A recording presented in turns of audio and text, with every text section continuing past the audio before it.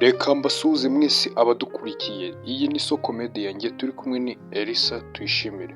Reka nkugezeho amakuru agezweho mu Rwanda, aho abakozi bo hasi basaba ko hajyaho umushahara fatizo. Leta yo ikaba ivuga ko ibi atari ibintu byoroshye.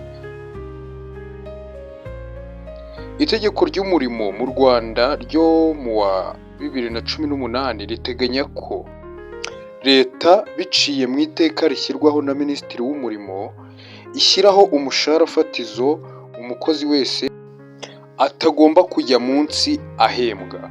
Uwo mushahara ahanini uba ugamije kurengera abakozi bahembwa amafaranga makeya cyane. Iryo teka ntabwo ryigeze rishyirwaho kugeza ubu.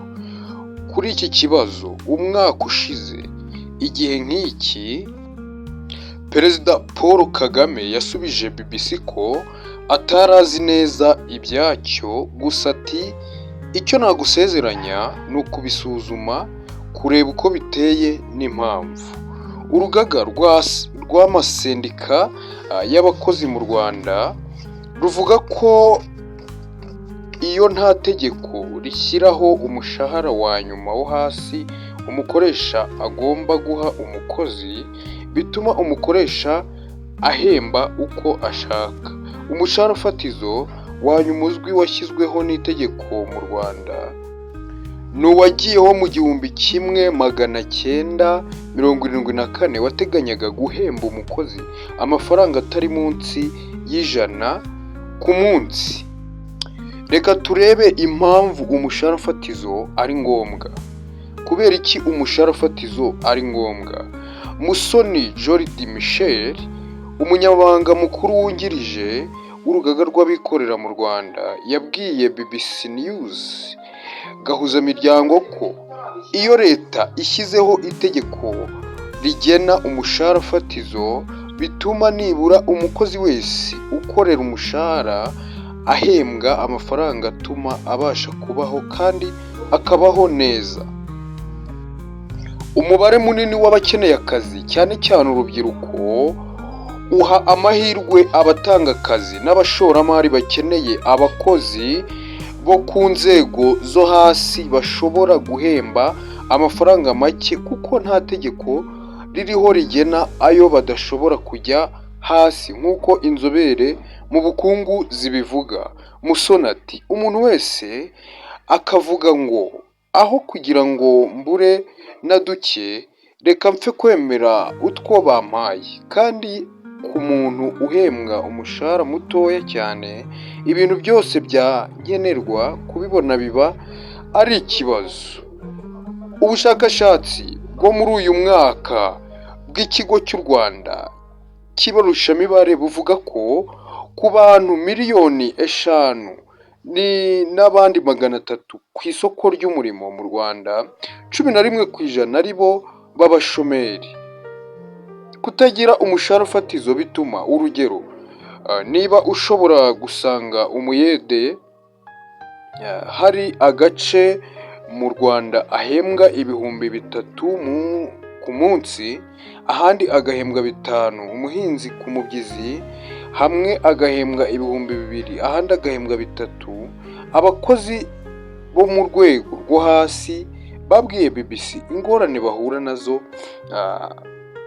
zo kubera ko umushahara bahembwa utajyanye n'uko ibiciro ku isoko bimeze. Benshi muri abo ni abahembwa cyangwa ababarirwa ayo bahembwa ku munsi. Bifuza ko Leta igena umushahara ntarengwa wo hasi watuma abakoresha batabafatirana kandi ntibagorwe cyane no kubaho. Reka turebe bamwe bagowe no kubona iby'ibanze n'imbere hazaza. Chantal Mukandayisenga wo mu kagari ka Nyabagendwa, umurenge wa Rilima, mu karere ka Bugesera mu burasirazuba bw'u Rwanda, ni umuhinzi upatana imirima agahingira abantu. Ku munsi ahingira amafaranga ibihumbi 2. Afite abana 8. Ati iyo nakoreye ibihumbi 2 nkajya guhaha turya rimwe ku munsi, ubwo saa sita ni ukubwirirwa tukarya nijoro. Bagize bitatu nibura wajya ubasha gukoresha igihumbi saa sita, nijoro ugakoresha ikindi gihumbi ukacyizigama. James Mporanishyaka umuyede nawe wo mu kagari ka Nyabagendwa muri Bugesera ahembwa ibihumbi 3 ku munsi, afite abana 2. Yagize ati ayo mafaranga ntacyo atumarira. Iyo ukuyemo ikiro cy'ibishyimbo cy'icyabiri wakuramo n'umufungo w'imyumbati w'igihumbi, urumva ari iki kiba gisigaye? Nta n'agasukari kavamo. Tugize amahirwe leta igashyiraho ifatizo ry'amafaranga ibihumbi 5, umufundi we akajya muri 7, niho umuntu yajya abasha kugira icyo ahaha akagira n'icyo asagura. Chantal avuga ko ibihumbi 2 ahingira ku munsi atuma we n'abana be barya rimwe ku munsi, kandi bigatuma ahora mu madeni yo kugira ngo abone ibindi byangombwa nkenerwa. Uwitwa Rita Muragijimana w'imyaka 22 yasanzwe ari gukora isuku mu muhanda umwe mu mujyi wa Kigali. Avuga ko ku munsi abarirwa amafaranga 1600, akaba ari amafaranga avuga ko ari make cyane ugereranyije n'iby'ibanze akenera, kandi atuma atabona imbere he hazaza. Rita yifuza ko leta yagena umushahara fatizo nibura w'amafaranga ibihumbi 5 ku munsi, kandi nawo ukajya uzamurwa nyuma y'igihe runaka kuko ibiciro nabyo bikomeza kuzamuka. Daniel Ndagijimana amaze imyaka 6 ari umusekirite muri kimwe mu bigo byigenga bikomeye bitanga serivisi yo kurinda abantu ku giti cyabo n'ibyabo mu Rwanda. Avuga ko umushahara we abarirwa ari 1600 ku munsi. Agira ati niba nkorera 1600 ku munsi, isukari igura 1800 cyangwa 2, urumva ko ntacyo amarira gifatika. Byibuza bagize ibihumbi 5 byarwazarwaza, napfa kurwazarwaza. James Mporanishyaka avuga ko bifuza ko leta yashyiraho umushahara fatizo w'ibihumbi 5 ku munsi ku muyede mu gihugu hose.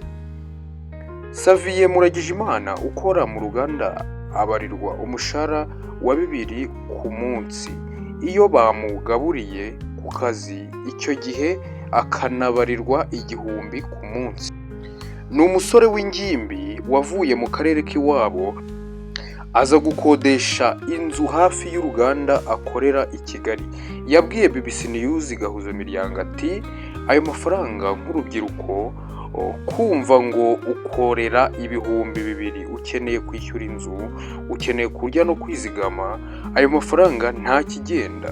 Ku bakozi bo hasi mu ruganda ku giti cyanjye mba numva umukozi yagakwiye gukorera 5 ku munsi, kuko ayo mafaranga wakishyura inzu, ukabaho, ukigurira umwenda n'inkweto, ukanizigama mu gihe runaka ugatera imbere. Twemera ko umushahara fatizo ugomba kubaho. Ingingo ya 68 y'itegeko rigenga umurimo mu Rwanda ryo mu wa 2018 uvuga ko iteka rya minisitiri ufite umurimo mu nshingano ze rigena umushahara fatizo. Iryo teka ntiryasohotse. Asubiza kuri iki kibazo muri Nyakanga ku itariki 7 muri 2024, Perezida Kagame yagize ati bajya gushyiraho iryo tegeko barishyizeho ngo rikore nyine, niba hari ikitarashobotse cyangwa se baribeshye, ibyo nabyo byagombaga kuba byarizwe mbere yo gushyiraho iryo tegeko. Icyo kibazo turaza gushaka uburyo bwo kugisubiza. Jordi Musoni avuga ko urugaga rw'abikorera mu Rwanda bakomeza kwibutsa ko gushyiraho umushahara fatizo bikwiriye kwihutishwa. Yongeraho ati twe dukora ubuvugizi kenshi tukabwirwa ko birimo gukorwa tugategereza. BBC yagerageje kuvugisha Minisiteri y'Abakozi n'Umurimo ntibyashoboka. Mu kwezi gushize Minisitiri w'Intebe Edouard Ngirente yavuze ko kugira ngo umushahara fatizo ushyirweho hari level economy igomba kuba igezeho. Mu kwezi gushize ubwo Minisitiri w'Intebe Dr Edouard Ngirente yabwiraga Inteko Ishinga Amategeko ibyakozwe na guverinoma mu guteza imbere Abanyarwanda, abajijwe kuri iki kibazo yatangaje asubiza ati iki kibazo kirakomeye, reka mbabwire ngo kirimo kuganirwaho kuko ntabwo ari ikibazo cyoroshye. Yongeraho ko gushyiraho umushahara fatizo bigira ibindi bizana nabyo implications byinshi cyane ku buzima bw'igihugu. Agerageza gusobanura ibyo bizana nabyo, yavuze ko guhera ku bakozi bo hasi kugenda uzamuka ku bakozi bo hejuru bose bashobora guhita basaba kuzamurwa, nyine bakazamurirwa imishahara mu gihe hagiyeho umushahara fatizo. Yagize ati ntabwo ari ibintu byoroshye, buriya birimo shene ikomeye ituma bigomba gutegurwa neza. Twemera ko umushahara fatizo ugomba kubaho, ariko hari level economy, urugero urwego ubukungu igomba kuba igezeho kugira ngo uwushyireho, noneho ube uzi ko biri manageable, mbega byashoboka. Ni ukuvuga ngo buri muntu wese ufite umukozi akoresha amuhembe ayo ngayo ariyo make, ariko uwo muntu abashe kubaho. Urwo rwego rw'ubukungu bugomba kuba buriho kugira ngo habeho umushahara fatizo. Ntabwo Minisitiri w'Intebe yaruvuze. Ngayo nguko rero ibigendanye n'uko Abanyarwanda hirya no hino mu gihugu baba basaba yuko umushahara fatizo wazamurwa ukagira urwego uvaho ukagira n'urundi ugeraho, kubera yuko ibintu ku masoko byarazamutse kandi uko kuzamuka ntibihuza n'aho ayo abantu bahembwa ku munsi babona nyine ngo bihure, ahubwo usanga ubuzima burushaho guhenda uko bwije n'uko bukeye, kandi amafaranga umuntu akorerayo akaguma ari make, atabasha kubona ibyo akenera umunsi ku wundi. Kandi iyo umuntu atabona ibyo akenera umunsi ku wundi ntabwo aba ari kubaho neza. Ngayo nguko rero iyi yari Isoko Media, ndabakunda cyane, Imana ibahe umugisha.